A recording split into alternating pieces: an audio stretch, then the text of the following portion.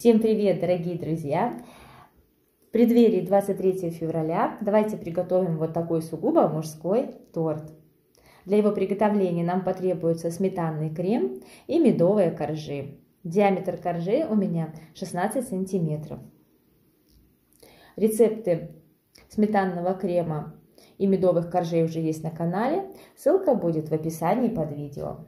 Соберу торт, просто прослою, чередуя коржи и сметанный крем.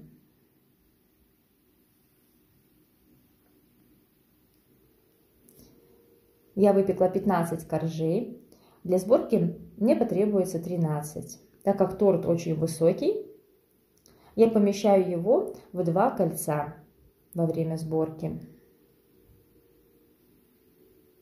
Зажимаю хорошенечко.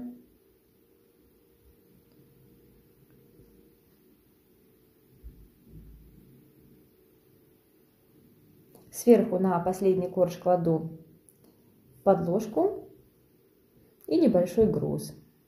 Торт помещаю в холодильник на часов 6-12, чтобы он хорошо пропитался, осел и был стабильнее. Пока торт охлаждается, приготовлю ручку для кружки. Беру сахарную мастику, рецепт который также есть у меня на канале, ссылочка будет в описании. Окрашу его с помощью гелевого пищевого красителя. У меня гелевый пищевой краситель топ-продукт. Много красителя сразу добавлять не буду, так как торт потом буду оттенять с помощью аэрографа. И это не обязательно. Можно вообще сделать белый торт, а затем его просто сверху окрасить. Ну, я так делаю, немножечко все же добавляю, чтобы даже если где-то дотронется кто-то до торта, он не был под красителем полностью белым, чтобы это не бросалось в глаза. Ручку делаю вот такую. Вы можете любой формы сделать ручку. Помещаю в ручку деревянные палочки для шашлычка. Потом с помощью этих деревянных палочек ручка хорошо будет закрепляться в торте. Положу на пластиковую досочку. Досочку можно припылить слегка крахмалом, чтобы ручка не пристала. И оставлю до полного застывания мастики. Для выравнивания, для покрытия торта под мастику буду использовать шоколадный ганаш. Для его приготовления беру 100 граммов шоколада, растопила его в микроволновке импульсами по 15 секунд. Вы можете растопить также на водяной бане, но следите, чтобы ни капля воды не попала в шоколад. Добавляю 80 граммов мягкого сливочного масла, хорошенечко перемешиваю, и ганаш готов к использованию. Достаю свой торт, освобождаю из кольца. Вот такой он у меня получился высокий, стабильный. И выравниваю боковую поверхность торта с помощью шоколадного ганаша. На охлажденном торте ганаш хорошо схватывается, и это делать достаточно легко. Помещаю торт снова в холодильник. После охлаждения измеряю высоту торта. Высота у меня 13 сантиметров получилась. И окружность торта.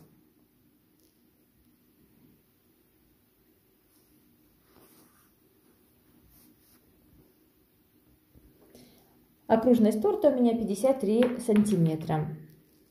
Теперь раскатаю коричневую мастику, опять же сахарную. Припыляю стол крахмалом и раскатываю. Раскатываю таким образом, чтобы длина и высота были чуть-чуть больше, чем длина окружности и высота моего торта. Вот так будет достаточно.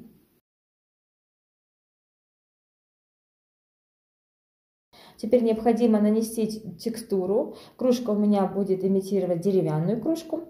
Я беру вот такой молд с Алиэкспресса. И буду отпечатывать его на мастике. Раньше, когда у меня не было такого молда, я рисовала на мастике текстуру с помощью обычного стека. Можно руками прижимать молд нашу текстуру к мастике, но удобнее и более явный рисунок будет получаться, если мы будем прокатывать с помощью скалки. Вот так делаю по всей поверхности мастики. Где плохо отпечаталось, можно повторить. Излишки мастики обрежу с помощью ножа для пиццы. Это делать удобнее всего таким ножом. Если ножа нет для пиццы, можно обрезать, конечно же, и обычным острым ножом. Затем наматываю мастику на скалку. Поверхность торта слегка смочу водой. Торт охлажден очень хорошо, и к нему будет мастика плохо прикрепляться. И раскручиваю мастику, прижимая ее к торту. Очень осторожно, медленно, не спеша. Приглаживаю, чтобы мастика хорошо держалась. Излишки мастики отрезаю. Лишнюю мастику обрезаю с помощью ножниц и затем с помощью скальпеля. И шов стараюсь сделать менее заметным.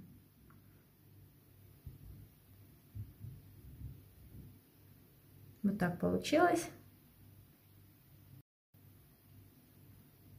Из остатков мастики сделаю ободок на кружке. Сделаю тонкий жгутик, раскатаю его,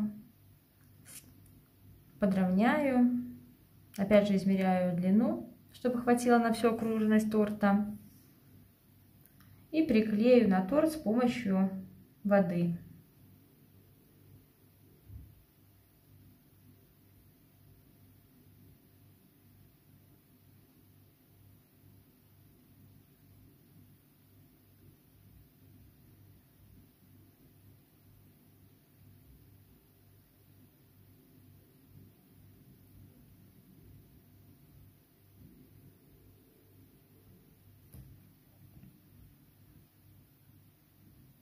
И то же самое сделаю снизу торта.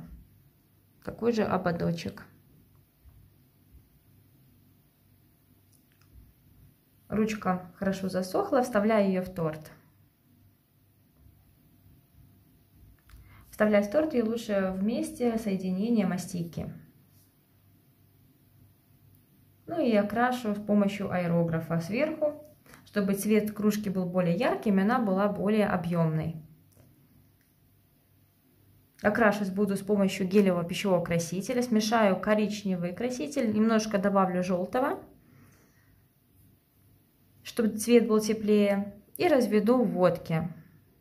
Количество водки делаю всегда на глаз, но прежде чем окрашивать торт, я проверяю на белом листе бумаги или на белой досочке, какой получается цвет, и после этого тогда уже корректирую. Переливаю краситель в аэрограф и окрашиваю. Торты лучше всего поставить перед окрашиванием в коробку. Тогда краситель не будет разлетаться по всей кухне, и потом вам не придется его отмывать. Окрашиваю весь торт, окрашиваю постепенно, по чуть-чуть. Если необходимо, даю испариться немного водки и покрываю затем вторым слоем. Вот так красиво получается. Остается сделать только надпись. Надпись делаю на кусочке мастики с помощью гелевого пищевого красителя. Тоже гелевый пищевой краситель топ-продукт. Писать лучше всего синтетической кистью. Она не лохматая и ворсинки не торчат, и надпись получается более аккуратная и красивая. Приклеила к торту опять же водой и немножко оттеняю аэрографом, чтобы она смотрелась гармоничнее, надпись. Пену сделаю с помощью итальянской меренги. Поместила ее в кондитерский мешок с круглой насадкой 8 мм и выдавливаю пену, так чтобы было похоже на нее. Создаю эффект стекающей пены. В общем, сделаем на свой вкус и усмотрение. Я люблю итальянскую меренгу, поэтому побольше всегда стараюсь ее добавить.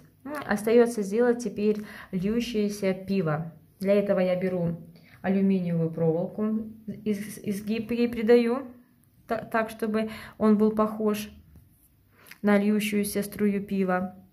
Помещаю в кусок фольги. Фольга у меня несколько слоев. Я ее хорошенечко смяла, чтобы потом было похоже на льющееся пиво. Зажимаю с двух сторон проволоку в фольге. И такая получается своеобразная лодочка. Вот так вот. Здесь у меня изомальт, я его растопила на плите. Добавляю желтый пищевой краситель гелевый и немножко коричневого, чтобы цвет был похож на пиво.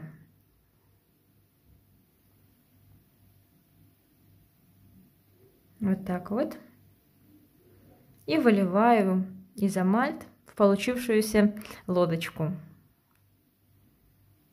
Распределю, поправлю и оставлю до момента застывания изомальта. Когда изомальт застынет, извлеку из фольги.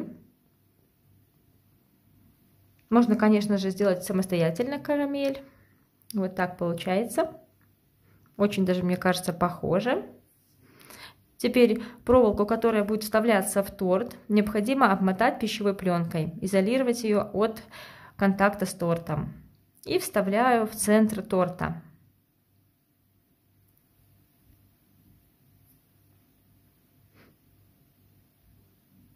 На свободный конец необходимо поместить пустую баночку от пива.